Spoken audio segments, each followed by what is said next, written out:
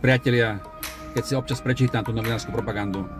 alebo tých poloretardovaných idiotov z politiky, ktorí sa búchali do prs a recitovali ich sprostosti, ako Ukrajina zvíťazí, že nám bude stačiť, ak si povypíname doma kúrenie a oblečieme si 2 svetre, že pomocou sankcií položíme Rusko na lopatky a Putin z holou ryťou príde prosiť Úniu o odpustenie. Alebo tá infantilná propaganda pre jednoduchých ľudí s omantinelovanými mozgami,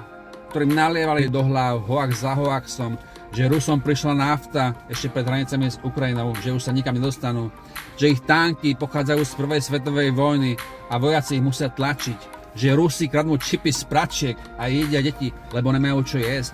že nemajú čím bojovať, tak bojujú lopatami, že Putin je už tak chorý, že do týždňa zomrie, že Rusko vyhodilo do luftu Nord Stream, aby sme tu nemali čím kúriť, že Rusi začali bombardovať už aj Poľsko,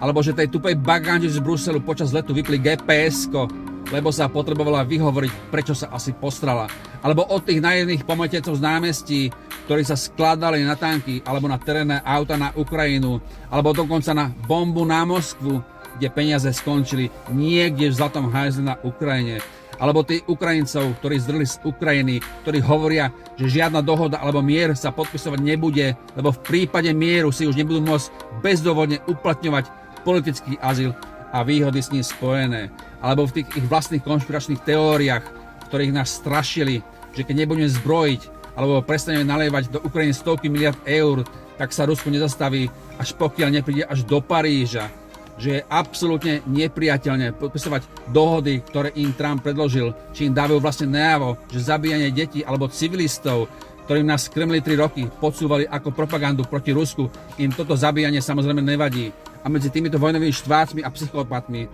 ktorí namiesto mierových dohôd podporujú zabíjanie, sú aj slovenskí politici a novinári, ktorým nezáleží na životoch európskych občanov, pretože sa v budúcnosti v povojnovej Európe nebudú musieť nikomu spovedať. Lebo ak by po mesiaci po vypuknutí konfliktu podpísali dohodu, tak by zachránili 500 000 mladých ľudí, za ktorých sa už nebudú musieť spovedať, pretože keď budeme všetci pod zemou, tak mi to už samozrejme nikto, ale samozrejme, že nikto už nevytkne. Takže ruky preč od týchto psychopatov, ktorých mena dobre poznáme, pretože ich cieľom je provokovať Rusko a nukleárnou vojnou a skrz ich egá, v ktorých si nedokážu priznať prehru, preferujú vyzabíjať, keď nie celú, tak polovicu Európy. Čo sa samozrejme hodí všetkým kontinentom okrem Európy. Priatelia, to je bolo všetko. Majte sa krásne.